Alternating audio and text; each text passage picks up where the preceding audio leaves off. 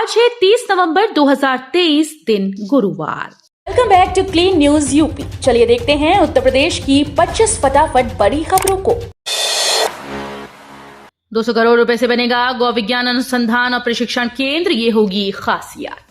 फरे विकास खंड के दीनदयाल धाम के समीप परखम ग्राम में भारत के सबसे बड़े और अनूठे दीनदयाल गौ विज्ञान अनुसंधान एवं प्रशिक्षण केंद्र का निर्माण कार्य चल रहा है, जिसकी लागत करीब 200 करोड़ रुपए बताई गई है और इसे बनने में करीब 2 वर्ष का समय लगने का अनुमान है।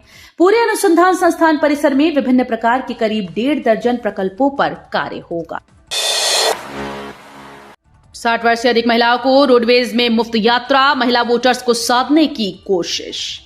उत्तर प्रदेश राज्य सड़क परिवहन निगम की बसेस में 60 वर्ष से अधिक आयु की महिलाओं को मुफ्त यात्रा की सौगात मिलेगी। योगी सरकार ने लोकसभा चुनाव से पहले महिला वोट बैंक को साधने की तैयारी की। अनुपूरक बजट में निगम को प्रतिकर भुगतान के लिए 1 करोड़ रुपए का प्रावधान है। आगामी लोकसभा चुनाव में योगी सरकार का पूरा फोकस सादी आबादी के वोट बैंक को साधने पर है। प्रदेश के 16 शहरों में खुलेंगे आवासीय संस्कृत विद्यालय, शिक्षा के लिए जारी होंगे 1551 करोड़। प्रदेश में संस्कृत विद्यालयों के पुनरुद्धार व विकास में जुटी शासन ने 5 धार्मिक शहरों नैमिषारण्य, अयोध्या, मथुरा व चित्रकूट में नए आवासीय राजकीय संस्कृत विद्यालय खोलने का निर्णय लिया। यहां पर विद्यालय के साथ साथ 100 बेड के छात्रावास की भी व्यवस्था होगी, ताकि यहां पढ़ने वाले विद्यार्थियों को आवासीय सुविधा के लिए भटकना न पड़े। यूपी की कांच नगरी सेफ सिटी बनेगी, नहीं बच सकेंगे अपराधी, ऐसे रहेगी निगरानी। जल्दी कांच नगरी फिरोजाबाद सेफ सिटी में शामिल होगी। शहर सीसीटीवी निगरानी की जद में इस तरह होगा कि कोई भी अपराधी अपराध कर इनकी नजरों में आने से नहीं बचेगा। इसके लिए निगम ने तैयारी शुरू कर दी है। सेफ सिटी योजना के तहत सुहाग नगरी में सुरक्षा की दृष्टि से सीसीटीवी कैमरे लगाने की प्रक्रिया प्रारंभ हो चुकी है। टेंडरिंग प्रक्रिया संपन्न होने के साथ ही हैदराबाद की इंटेंस टेक्नोलॉजी कंपनी ने अपना काम शुरू कर दिया है। यूपी के किसानों को मिलेगी सहूलियत, एआई और मशीन लर्निंग से लैस होगी चकबंदी प्रक्रिया। उत्तर प्रदेश की उन्नति के लिए आधुनिक तकनीक को जरिया बनाकर कार्य कर रही योगी सरकार अब राज्य में चकबंदी प्रक्रियाओं को सरल, सुलभ और अत्याधुनिक बनाने की दिशा में बड़ा कदम उठाने जा रही है। योगी सरकार ने प्रदेश में भूमि समेकन समेत चकबंदी की तमाम प्रक्रियाओं को मशीन लर्निंग युक्त आर्टिफिशियल इंटेलिजेंस जैसी एडवांस टेक्नोलॉजी बेस्ड सॉफ्टवेयर के जरिए क्रियान्वित करने की तैयारी कर ली है। यूपी के अब इस जिले में होगा औद्योगिक विकास के नए अध्याय का शुभारंभ। मुख्यमंत्री योगी आदित्यनाथ आज गुरुवार को औद्योगिक विकास के नए अध्याय का शुभारंभ करेंगे। वो निजी क्षेत्र की 800 करोड़ रुपए की निवेश परियोजनाओं का लोकार्पण और शिलान्यास करेंगे। 500 करोड़ रुपए के निवेश को नए भूखंडों का आवंटन पत्र सौंपेंगे। 150 करोड़ रुपए की अवस्थापना विकास कार्यों का लोकार्पण और शिलान्यास करेंगे। राम मंदिर जाने वाले यात्रियों के लिए रेलवे की खास तैयारी, जनवरी में शुरू होंगी 100 स्पेशल ट्रेन। अयोध्या में भगवान के भव्य राम मंदिर का काम जल्द ही पूरा होने वाला है। 22 जनवरी 2024 को मंदिर में रामलला की प्राण प्रतिष्ठा की जाएगी। इसके अगले ही दिन 23 जनवरी से भक्त भगवान के दर्शन कर सकेंगे। प्राण प्रतिष्ठा के भव्य आयोजन को देखते हुए भारतीय रेलवे ने भी अपने स्तर पर तैयारियां शुरू कर दी हैं। मंदिर के शुभारंभ के दौरान उमड़ने वाली भीड़ को देखते हुए रेलवे की बड़े स्तर पर अयोध्या के लिए स्पेशल ट्रेन चलाने की योजना है। शहर में 9 जगह बनेंगे electric vehicle charging station, GDA ने स्थान किए चिन्हित। चार्जिंग की दिक्कत को दूर करने के लिए शहर में 9 स्थानों पर इलेक्ट्रिक व्हीकल चार्जिंग स्टेशन बनाए जाएंगे। इसके लिए गोरखपुर विकास प्राधिकरण ने शहर में 9 स्थान चिन्हित किए। जीडीए अडानी समूह की कंपनी messrs Adani Total Energies e mobility limited के सहयोग से करीब 2 करोड़ रुपए खर्च कर इलेक्ट्रिक व्हीकल चार्जिंग स्टेशन का निर्माण करवा रहा है। मुख्यमंत्री योगी ने विधानसभा में दिया जवाब, बोले डेंगू की रोकथाम के लिए किए जा रहे प्रभावी उपाय। मुख्यमंत्री योगी आदित्यनाथ ने यूपी विधानसभा में प्रदेश में डेंगू की रोकथाम को लेकर किए जा रहे उपायों पर कहा कि सरकार डेंगू सहित अन्य संक्रमित बीमारियों की रोकथाम के लिए सभी जरूरी इंतजाम कर रही है। सरकार द्वारा अंतर्विभागीय समन्वय के माध्यम से संचारी रोगों की रोकथाम के लिए काम किए जा रहे हैं। जल जनित या विषाणु जनित रोगों के निवारण के लिए प्रतिवर्ष 3 माह डोर टू डोर अभियान चलाया जाता है। योगी सरकार का अनुपूरक बजट। यूपी विधानमंडल सत्र के दूसरे दिन वित्त मंत्री सुरेश कुमार खन्ना ने विधानसभा में वित्त वर्ष 2023-24 का 28,760.67 करोड़ का अनुपूरक बजट पेश किया। इसमें 1946.39 करोड़ रुपए राजस्व खर्च के लिए और 9,714 करोड़ रुपए पूंजी खर्च के लिए रखे गए। रालोद निकालेगा चौधरी चरण सिंह संदेश रथ यात्रा। 10 दिसंबर को सहारनपुर से होगी शुरुआत। राष्ट्रीय लोकदल खेल प्रकोष्ठ के राष्ट्रीय अध्यक्ष चौधरी नीरपाल सिंह ने प्रेस वार्ता में बताया कि खेल प्रकोष्ठ की तरफ से चौधरी चरण सिंह संदेश रथ यात्रा का शुभारंभ 10 दिसंबर को होगा। उन्होंने बताया कि यात्रा को लेकर रूट प्लान तैयार कर लिया गया, जो सहारनपुर, शामली, मुजफ्फरनगर, अमरोहा, बागपत, बिजनौर, मेरठ और गाजियाबाद होते हुए 23 दिसंबर को दिल्ली किसान घाट पर समाप्त होगी। तालजोधा में होगा विशेष सुरक्षा बल का मुख्यालय, टेंडर की प्रक्रिया पूरी। विशेष सुरक्षा बल का मुख्यालय मानीराम के पास तालजोधा में होगा। इसके लिए आवासीय और अनावासीय भवन का निर्माण वहां कराया जाएगा। 5.136 एकड़ क्षेत्रफल में बनने वाले भवनों के निर्माण पर 431 करोड़ की लागत आएगी। इसकी कवायद लंबे समय से चल रही थी।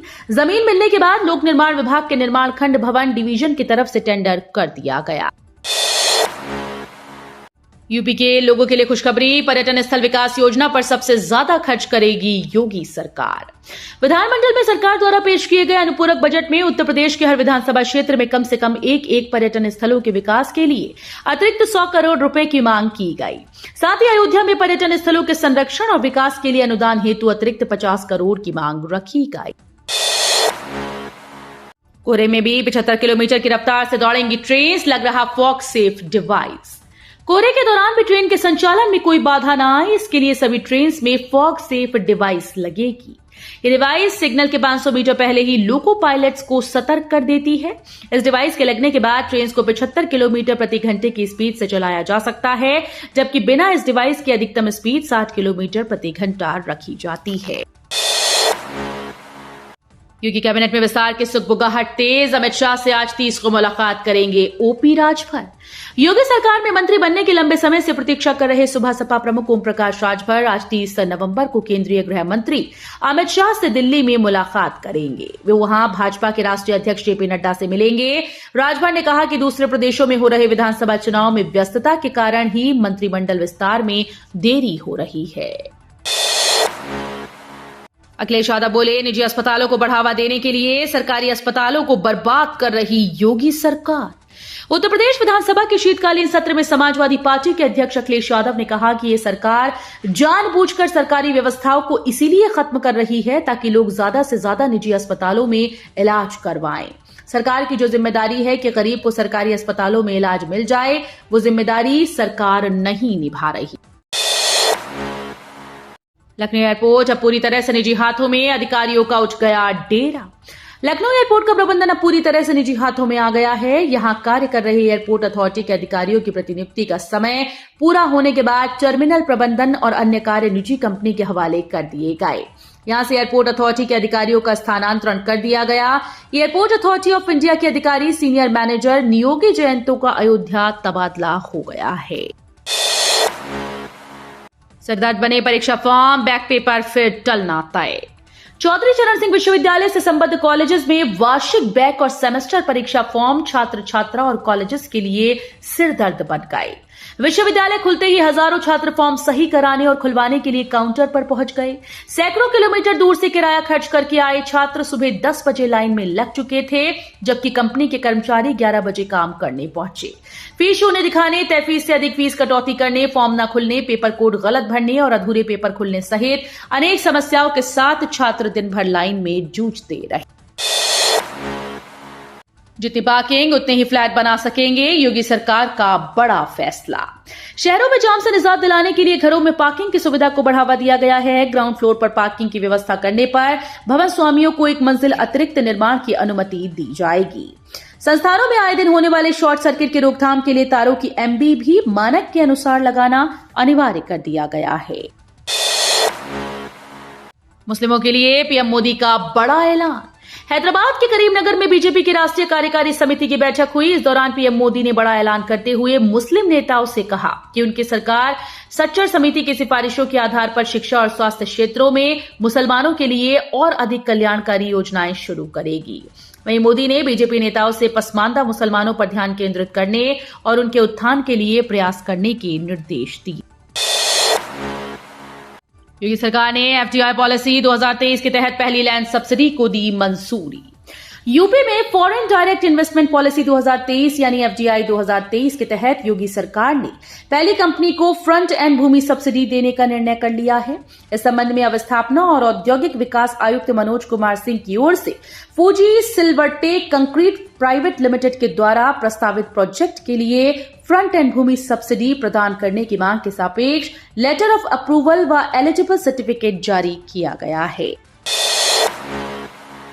चयन बोर्ड होगा नए आयोग का मुख्यालय, जल्द मिलेंगे अध्यक्ष और सदस्य, शुरू हुई प्रक्रिया।